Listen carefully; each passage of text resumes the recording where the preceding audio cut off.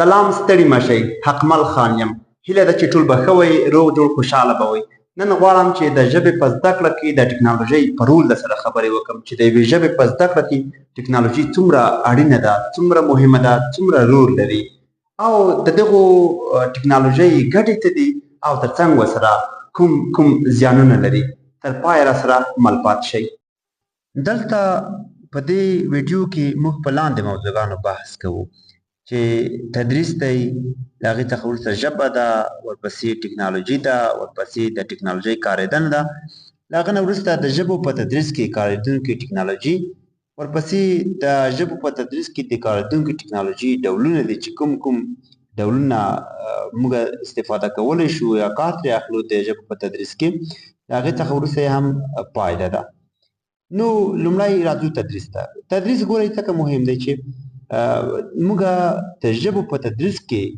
یا د ژبو په زده کړه کې کارېدونکې ټکنالوژي باندې خبرې کوو چې مهمه خبره ده نو لومړی باید د تدریس لنډ تعریف وکړو تدریس ته هر څوک بېلابېل تعریفونه کړي دي هر څوک خپل تعریف ورته لري خو ما چې کوم تعریف دلته راوړی تاسو ته هغه همدا ډول چې د ښوونکي او زده کوونکو ترمنځ متقابل عملیات د تدریس په نامه یادېږي یعنې هغه ته چې په خپل ذهن کې لري شاګرد ته یا زده کوونکي ته ور انتقالوي که هغه محصلین وي که هغه زده کوونکي وي یا هغه په کوم ښوونیز مرکز کې زده کړه کوي شاګردان استاد خپل هنر کاروي خپل مهارت کاروي د خپلو تجربو په واسطه باندې خپل هغه څه چې ذهن کې لري زده کوونکو ته په ښه طریقه باندې انتقال کوي یو شی باید دلته ولې زه یادوري وکړم چې که چیرې زه یو استاد ومه نو که چیرې زه خپل درسي مواد له ځان سره ولرم نو شاګرد مې هم خپل هغه څه چې ضرور دي چې هغه کتاب دی کتابچه ده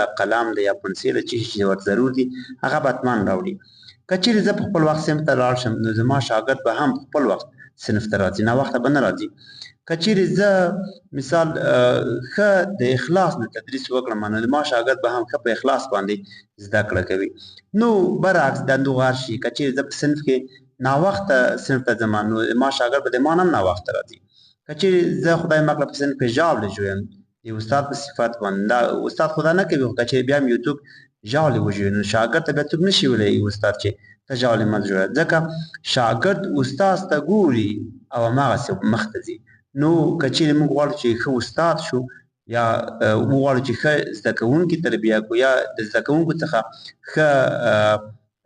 ښې تقاضاوې ولرو نو اول باید هر څه په خپل ځان عملي کړو وروسته بیا زده کوونکو څخه د هغو د عملي کېدو هیلې ولرو نو د دې نه وروسته بیا ژبه ده ژبه څه ته وایي ژبه ټول ورباندې پوهېږو چې ژبه د فهم تفهیم وسیله ده په عامه کې څه دا یو عام تعریف دی نو اوس د ژبې زده کړه هغه یو استاد پورې اړه لري چې دا څنګه کولی شي زده کوونکي ته په ښه طریقه باندې د خپل مهارت په مرسته باندې د خپل هنر په مرسته باندې زده کوونکي ته انتقال کړي نو تاسو ته هم زما لکه وینا مې دا ده چې خپل مهارت نه کار واخلئ له خپل هنر نه کار واخلئ ژبه په څومره ښه طریقه چې کېدلی شي زده کوونکي ته یې ور انتقال کوي ور زده یې کوي ځکه دا به لا خوند وکړه او زده کوونکي به هم ډېر شی ترې زده کړه له دونه وروسته بله خبره چې ده هغه ټکنالوژي ده نو موږ وایو چې ټکنالوژي څه ته وایو ګوره ټکنالوژي ته هم هر چا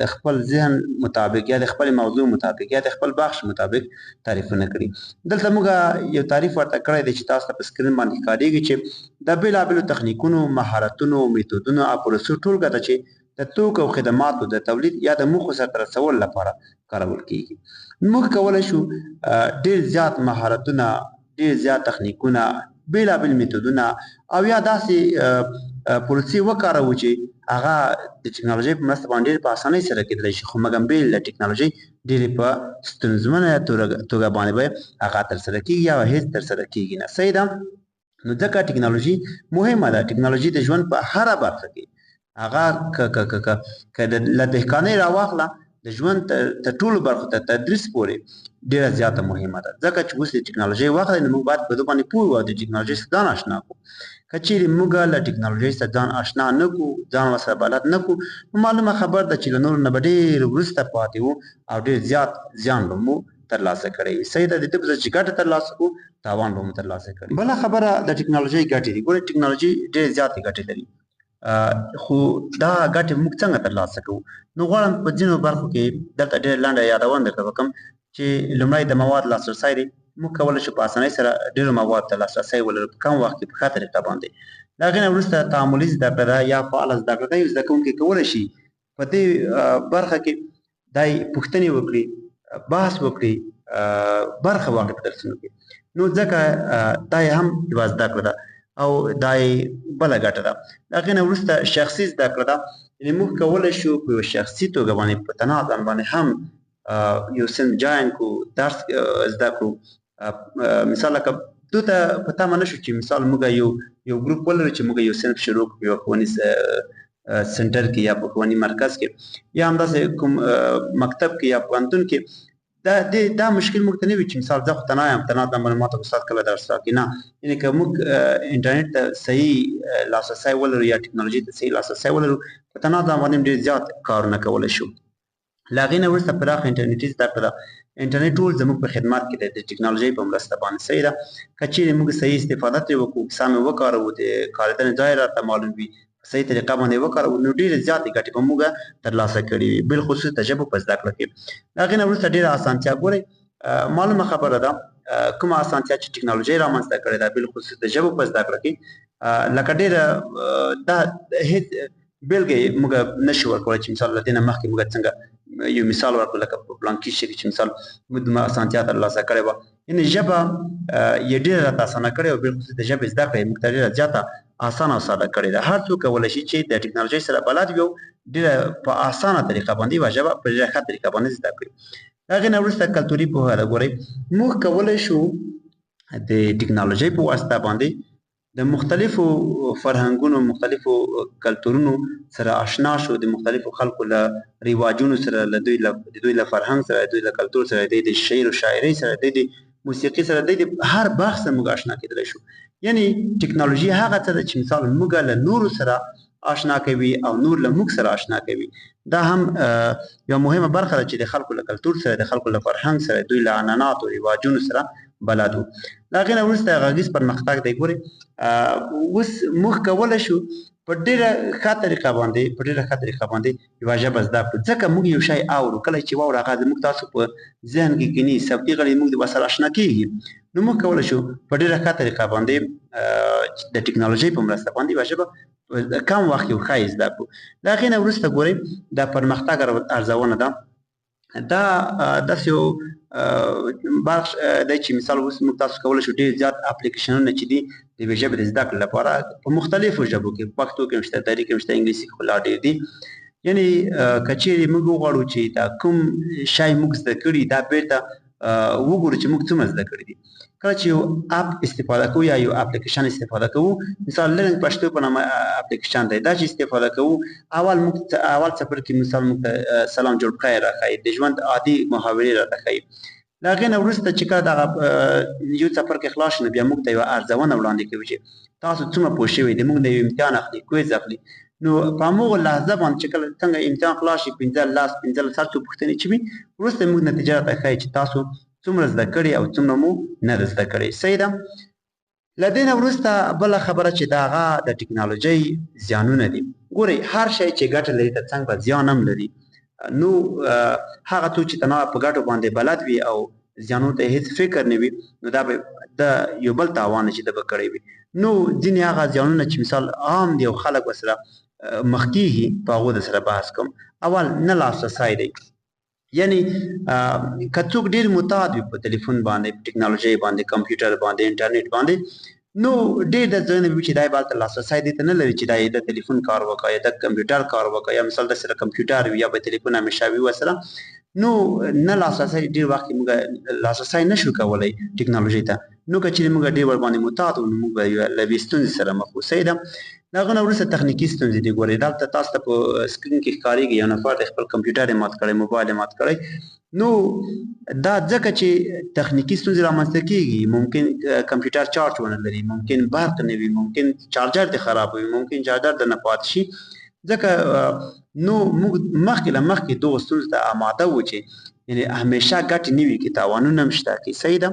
د هغې نه وروسته کم تمرکز دی. ګورئ هغه څوک چې په عامه ټولنه کې اوسېږي نسبت هغو کسانو ته چې هغوی تل په ټکنالوژۍ کې مصروف دي نو تمرکز د هغو خلکو قوي دی ورباندې. هغه څوک چې ټکنالوژۍ کې ډېر مصروف دي د هغو تمرکز کم دی، یعنی دی نشي کولی چې په صحیح معنا باندې په هر وخت کې په هر شي ته ښه تمرکز وکړي. د هغه نه وروسته د ژبې اصلي خوی دی. ګورئ هغه څوک چې په کلیوالي ټولنه کې اوسېږي یا مثال له ټکنالوژۍ څخه لرې دي د هغوی د ژبې هغه اصلیت هغه اصلي ریښه ورسره پاتې وي. خو څوک چې ټکنالوژۍ کې ډېر مصروف وي او همیشه ټکنالوژۍ کې وي نو هغه بیا د ژبې هغه اصلي خوی هم یو څه له لاسه ورکوي. له هغو نه وروسته بله آخري خبر چې دا هغه ګرانښت دی. ګورئ ګرانښت مثال موږ تاسو ګورو چې د ډېرو خلکو اقتصادي وضع خراب وي، اقتصاد یې جوړ نه وي نو همیشه نشي کولی چې په ډېر لوړ قیمت باندې انټرنیټ ترلاسه کړي یا مثال په لوړ قیمت باندې موبایل واخلي یا لوړ قیمت باندې د کمپیوټر واخلي. نو ځکه دغه هغه ستونزه چې عام خلک او ډیری خلک ورسره مخ کېږي چې مخکې له مخکې موږ دغو ستونزو ته باید اماده وو نو د هغو نه وروسته بیا څنګه کوي موږ باید بیا له ټکنالوژۍ څخه استفاده وکړو. یعنې که کومې ګټې لري د هغو تر څنګ ورسره زیانونه هم لري. صحیح ده.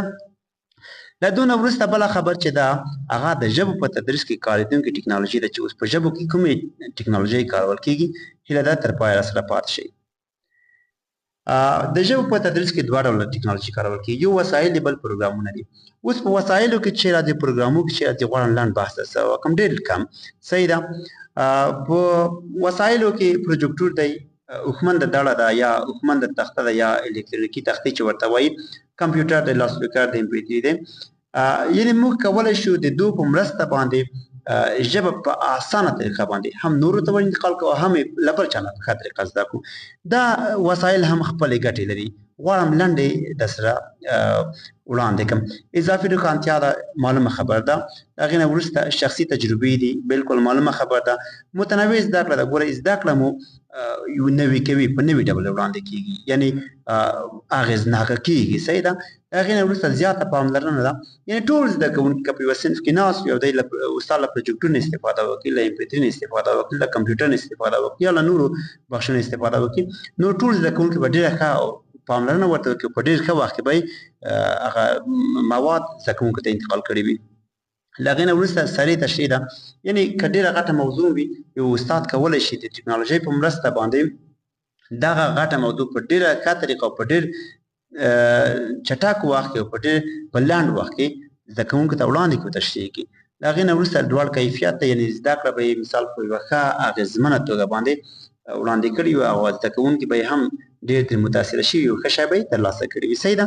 له دې نه وروسته غواړم پروګرامونه در سره بحث وکړم. پروګرامونه چې دا هم هغه بخش دی چې موږ تاسو باید دوی ډېر زیات متوجه اوسېږو چې ډېر زیات پروګرامونه دي د ژبو په زده کړه کې. یعنې هغه څوک چې غواړي یوه ژبه زده کړي هغه که هره ژبه وي ډېر زیات اپلیکیشنونه دي، ډېر زیات اپونه دي، ډېر زیات پروګرامونه دي چې دوی کولی شي دوی په مرسته باندې یوه ژبه په ښه طریقه زده کړي. پروګرامونه دي ګوره د سلام جوړ بخیر نه شروع کوي درته یا تر ګرامره پورې رسوي درته یا انځورونه راځي. هر بخش ته ځان ځان څپرکی ورکړي. فرض کړه د میوو یو څپرکی دی، مثال لکه د حیواناتو بل څپرکی دی، انسانانو بل څپرکی دی، یا مثال لکه د کال د میاشتو بل څپرکی دی. صحیح ده. د هر شکل لپاره یې نوم لیکلی وي. نو یا مثال ځینې اپلیکیشنونه دي چې مثال په الفبې شروع شوي دي، ډېرې کلمې د الفبا په ترتیب باندې راوړي دي، د هغو سره بیا شکلونه راوړي، د هغو سره تلفظ راوړی. یعنې ډېر زیات اپلیکیشنونه دي، که هغه ډکشنرۍ دي، که هغه ګرامر دی، که هغه شعر و شاعري دی یا بل بخش دی. د ژبو په زده کړه کې ډېر زیات اپلیکیشنونه هم کارېدل. نو هیله ده چې تاسو هم که چیرې استادان وئ د خپلو زده کوونکو لپاره استفاده کوئ، که چیرې زده کوونکي وئ په ښه طریقه باندې یوه ژبه زده کړئ، په نوي ډول باندې ژبه زده کړئ. له دې نه وروسته نو تاسو خپله پوهېږئ چې ډېره زیاته مننه چې له حقمل خان سره وئ. نو هیله ده چې ویډیو مو خوښه شوې وي، تر پایه مو کتلې وي او د نورو ویډیوګانو لپاره هم له موږ سره یو ځای پاتې شئ. کور ماباد خیر اوسئ.